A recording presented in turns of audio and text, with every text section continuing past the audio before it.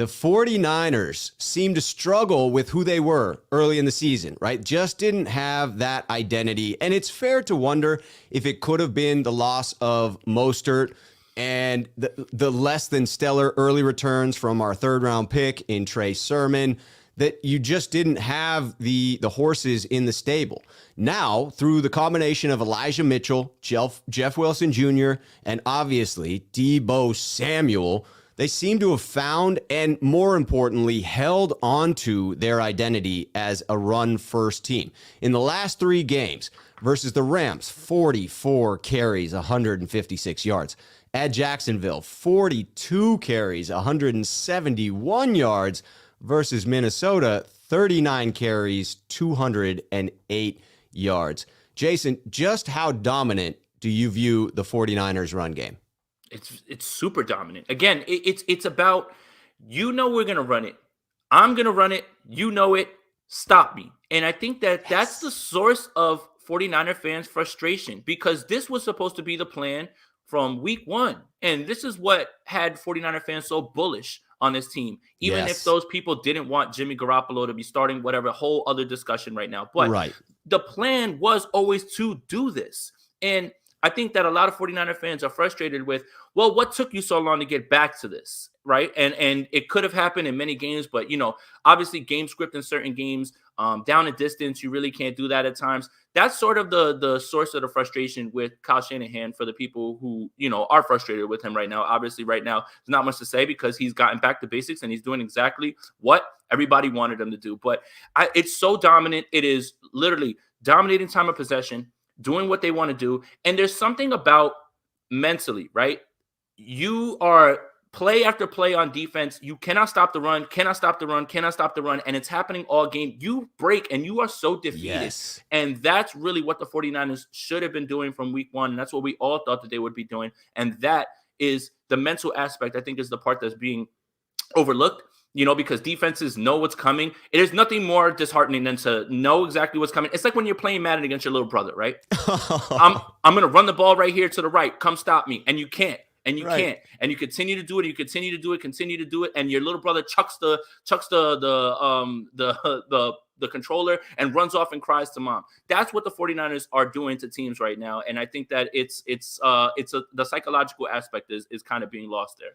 You hit on a couple of things, and that psychological aspect is absolutely one of them for me. It is so disheartening. You really are breaking teams when you're able to do that. You are really breaking defenses. You see it come out when they get upset and throw the punches, right? That is the human spirit breaking because they are being tormented by the fact that they cannot stop the 49ers physically. And then the other point that for me was one I tried to drive home as we were struggling, one that I hoped Kyle Shanahan was watching my live stream, as you assume he would be, and would pick up on it, which is if you have an identity, if your identity is running the football, then you run the damn ball and you force teams to stop you. You don't allow defenses to dictate to you how you attack them. You dictate the terms of the battle. They have to come out on the battlefield and prove they can stop you before you're willing to give up on it. Let me take a slightly different angle on this one and get your take on it. Did the game Sunday show you that the 49ers can win in games where things don't immediately break their way? I know that the Vikings have this stat that they have led by 7+ points in every single game this season, and obviously they're 5-6. So you could say it's Minnesota. But I think it's a fair question whether it really was San Francisco showing us that it doesn't have to be purely complementary football, that they are capable of sticking with the run and fighting back into games. How do you see it? That's exactly my biggest takeaway and what I was so impressed with, right? Obviously, the Rams game goes according to plan, like even better than they planned it. The same thing with the Jacksonville Jaguars game. That's like, it couldn't have gone any better with the way they scripted it. Now, you took a punch and you punched back. And things are not going to be like that every week in this league. And that was what I walked away impressed with. Not only did you stick to your guns, you showed a bunch of resolve, and you swung that game the other way. Once they scored before the half, score right after the half, they get the Aziz interception right after that, they score again. That is the mark of a team that knows what they're doing, and they can take a punch and punch back. That's what I was really, really, really impressed with, because things are not going to go your way and it's never going to be the same. You can have a 2 or 3 game stretch where you dominate teams. That's fine. But what do you do? The mark of a good team is, what do you do when the unexpected is thrown at you? When you're down 14-7, not expecting that.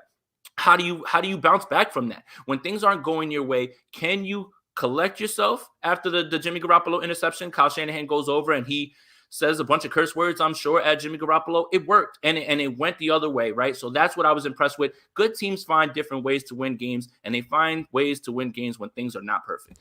Amen to that. Everyone's got a plan till they get punched in the mouth. Good teams find a way to win despite that fact.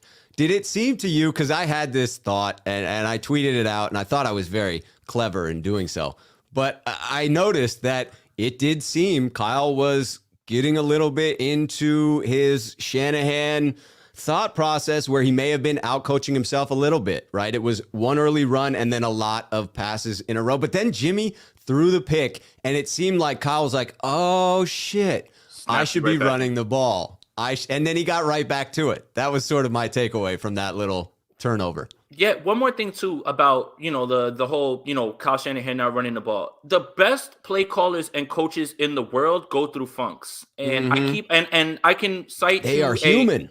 Right. And I could cite you a specific situation that I remember. Andy Reid, one of the best play designers, play callers in the league, right? That's a fact. Kareem Hunt's first season, they are running the ball. Kareem Hunt is running like a madman his rookie year. Then all of a sudden, the offense starts to stall out, right? So guess what he did? He turned his play calling over to, you guys might be familiar with this name, A1 Matt Nagy. And Matt Nagy got that offense rolling again. I'm not talking that Kyle Shanahan should pass off the play calling, but your favorite play designer, play caller, whoever it is, they get into funks. It happens. You start to outsmart yourself. You start to get away from the basics. So that's the point that I even when I was as negative as possible about Kyle Shanahan, right? Because I was criticizing him. You know what it is. Only Shan's over here, but I had cited specific examples of play callers who they go through funks and they work their way through it. And right now, Kyle Shanahan is getting back to basics, but that one stuck out in my mind because that was a high-powered offense for a few weeks, and then it stalls out with Alex Smith, obviously a quarterback. And then when Matt Nagy takes over, it gets right back. Now, I'm not saying that he needs to switch. I'm just saying that your favorite play caller designers, they get into funks, and it happens. It happens all over the league. This is the National Football League. That is a great example and a powerful reminder to fans that it can happen to the greatest. To quote one of my viewers, Kyle is back in his bag like there's chips at the bottom.